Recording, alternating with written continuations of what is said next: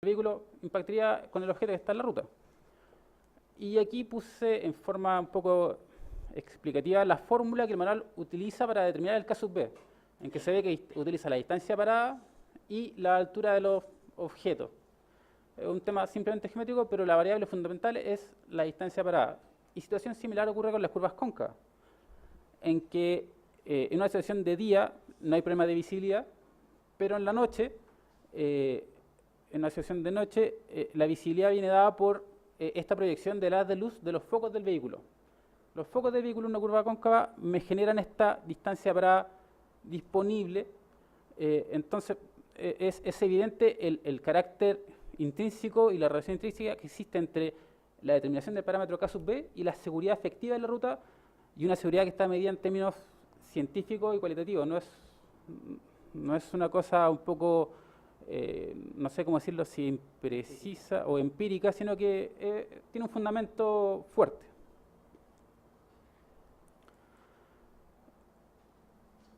Un poco haciendo el paralelo con el tema anterior respecto de cómo funciona el parámetro I en términos de seguridad, la condición de parámetro de diseño I se podría decir que tiene dos condiciones de diseño distintas. Cuando hay una pendiente de subida, lo que limita el parámetro I vendría a ser la reducción de velocidad de los vehículos, especialmente los vehículos pesados como buses y camiones, que eso provoca un distinto estándar de servicio. Sería poco esperable que si tengo un camino por ejemplo, 100 km por hora, la pendiente de subida sea tan alta que ningún vehículo la pueda desarrollar y obligue a un vehículo a tener que transitar por esa ruta a 20 km por hora porque la pendiente es demasiado alta. Existe un limitante, cosa que sea consistente. Y también existe una consideración un poco de seguridad respecto de que las velocidades de los vehículos que circulan por ahí no sean tan distintas una de otro, y por eso existe el tema de, por ejemplo, las pistas de subida, las terceras pistas de subida o pistas de tránsito lento para camiones y cosas así cuando hay cuestas. En forma paralela, cuando hay una pendiente de bajada, el manual no es tan claro en señalizar, en indicar cómo afecta esta pendiente de bajada a la seguridad o cómo la determina, pero uno claramente podría decir que una pendiente de bajada mayor podría generar una situación de un comportamiento errático del conductor, porque el vehículo reacciona un poco solo porque la misma pendiente lo ayuda a moverse. Es una situación un poco clara, creo yo, un poco natural. Pero para poner un poco de contexto, respecto de cuál es la que efectivamente limita el manual de carreteras cuando coloca este valor máximo de la pendiente, el manual de carreteras permite que la pendiente de bajada, por ejemplo, en calzadas independientes, como en nuestro caso, que son calzadas independientes que están separadas por una mediana, sea un 1% mayor que en subida. O sea, la pendiente de subida es la limitante. ¿Por qué? Porque en general lo normal de un camino es que las dos calzadas vayan una junta al lado de la otra. Es extraño que uno haga una pendiente de subida por un lado y una pendiente de bajada por otro lado, por así decirlo, de un cerro. Generalmente van juntas. Entonces, en la práctica, la pendiente que limita, como las dos calzadas juntas, es la de subida, que puede ser un 1% más baja que la de bajada, por así decirlo. Como un segundo ejemplo de este concepto, que la pendiente de bajada, entre comillas, no es tan determinante en el valor final de la pendiente máxima indicada por el manual de carretera, es que, por ejemplo, en ramales de enlace, en ramales de enlace, que es un elemento geométrico un poco distinto, se permite que cuando ese ramal de enlace tiene menos de 40 km por hora, esta diferencia puede ser incluso hasta un 2%.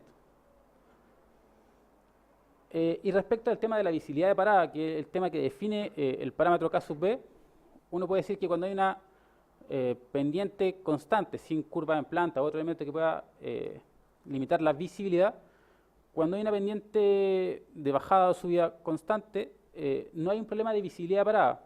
Si es que no hay un tercer elemento que esté involucrado que pueda limitar de alguna forma, como un vehículo o alguna otra cosa que limite la visibilidad, como neblina o cualquier otra cosa, me refiero. Y por lo tanto, como el conductor tiene visibilidad de lo que pasa más adelante, en general puede reaccionar mejor, tiene mayor posibilidades de reaccionar, porque ve lo que está pasando, o sea, tiene ese tiempo. Y aquí me voy a centrar, o sea, voy a explicar un poquito más el tema de la distancia parada requerida. La distancia de parada requerida varía fundamentalmente por dos cosas, que es la pendiente longitudinal y la velocidad del vehículo. En general, cuando Si un vehículo va en bajada, uno podría naturalmente pensar que si voy bajando requiero mayor distancia para frenar, si voy subiendo en general requiero menor distancia para frenar, y si voy más rápido también requiero más distancia para frenar que si voy más lento. Pero no es de la misma forma.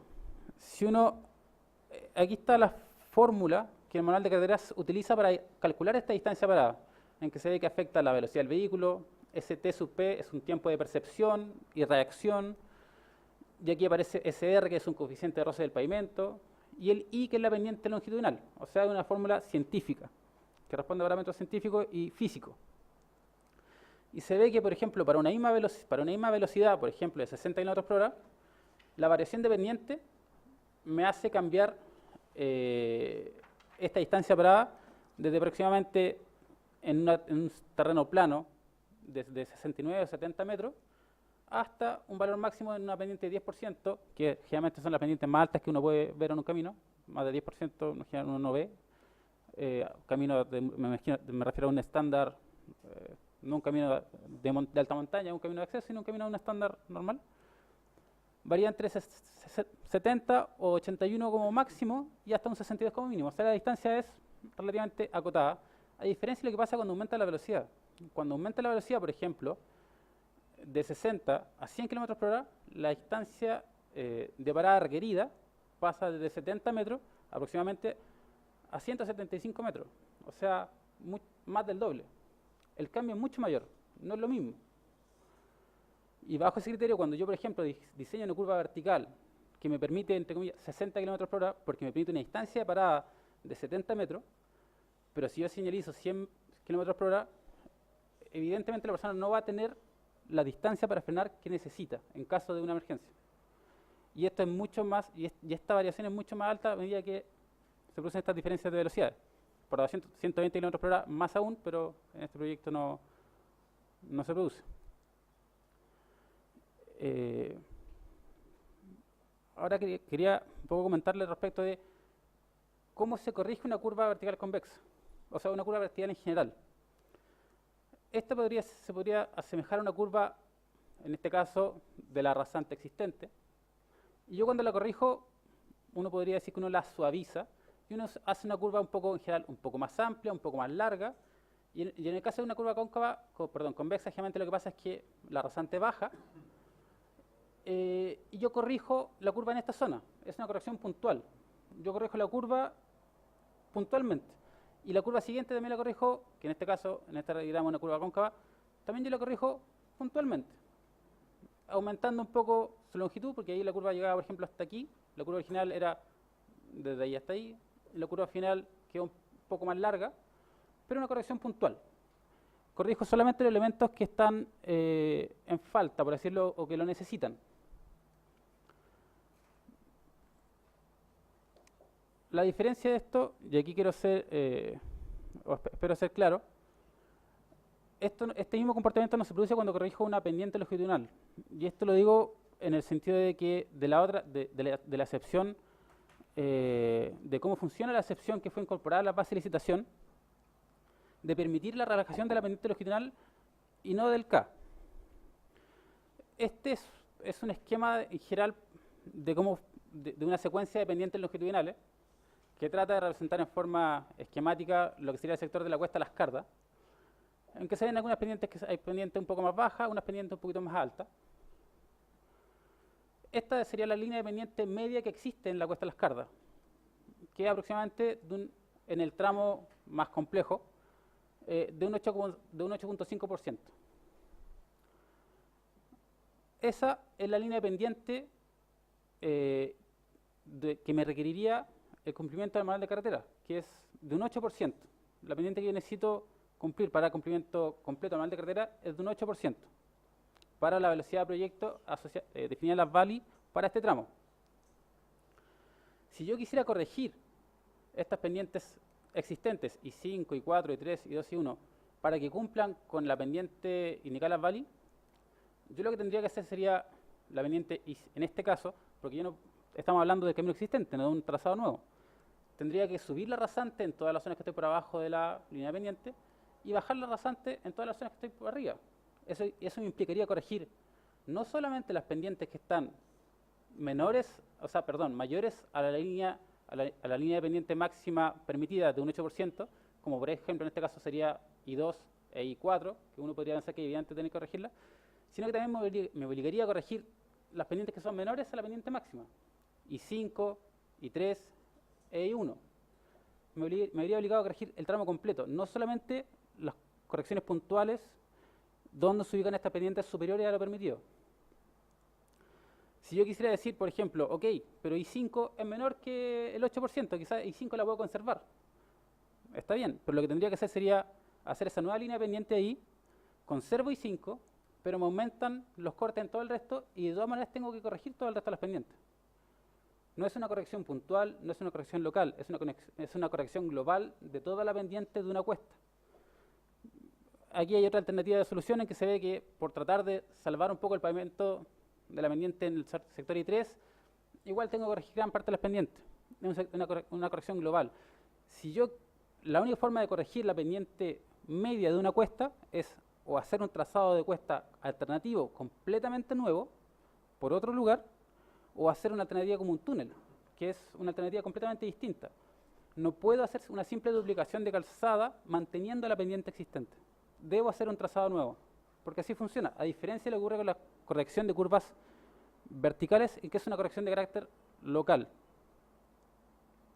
Entonces, aquí uno puede entender el por qué las bases de licitación permitieron incorporar o de alguna forma excluir al parámetro I del cumplimiento con el manual de carretera, porque su inclusión implicaba el rediseño completo del trazado de la zona de la cuesta, las cardas, que tiene en el tramo que ocurre esta situación de pendiente más alta, tiene una altitud aproximada de 2,2 kilómetros, y claramente los costos de hacer eso son muy distintos de una variante de camino en un sector más bien llano. Es muy distinto. Y bajo este criterio uno puede entender que la inclusión de esa cláusula en la base de licitación generaron un beneficio a la concesionaria, porque de otra forma hubiese tenido que perder todos estos pavimentos y hacer efectivamente un trazado nuevo. No hubiese podido hacer una calzada mejorada, nueva, a un costado de la calzada existente. Se hubiese visto obligada a hacer un trazado, si no en su totalidad, en su prácticamente totalidad, completamente nuevo y distinto. Es muy diferente.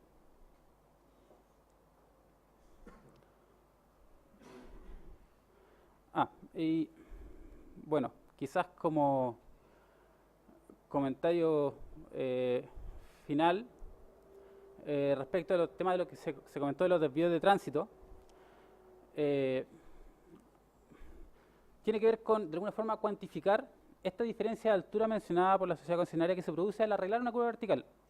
Yo aquí se puso una tabla que incorpora las curvas convexas, porque son el problema principal. La gran mayoría de curvas que tienen un problema son curvas convexas, en que se cuantifica la diferencia de altura real entre la calzada existente y la calzada corregida aprobada por el proyecto, para de alguna forma ver la factibilidad de construcción como de esta situación y cuál es la magnitud de esta corrección requerida, donde se puede apreciar que de la totalidad de estos vértices, su inmensa mayoría tiene una diferencia de altura entre la rasante de la calzada existente y la calzada del proyecto aprobado menor a 1 metro.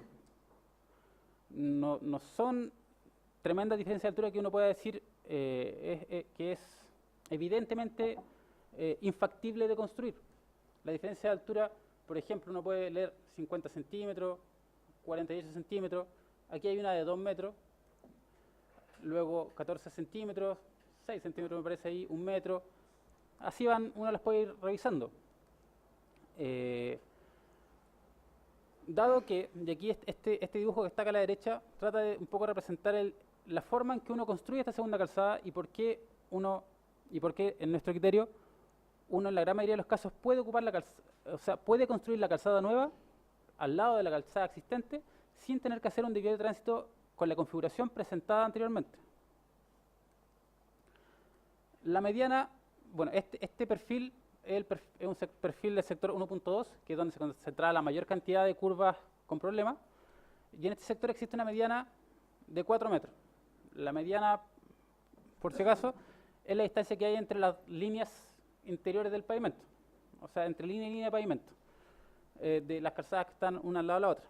Entonces, la configuración de esto, de cómo se trabaja en esta calzada nueva, que está en este caso dibujada más abajo, uno ahí tiene la calzada existente, que la señaliza acorde de forma de indicar a los usuarios que se están haciendo trabajo en la ruta, por lo tanto se puede hacer una disminución de velocidad puntual mientras dure el trabajo de la ruta en esta zona, me refiero.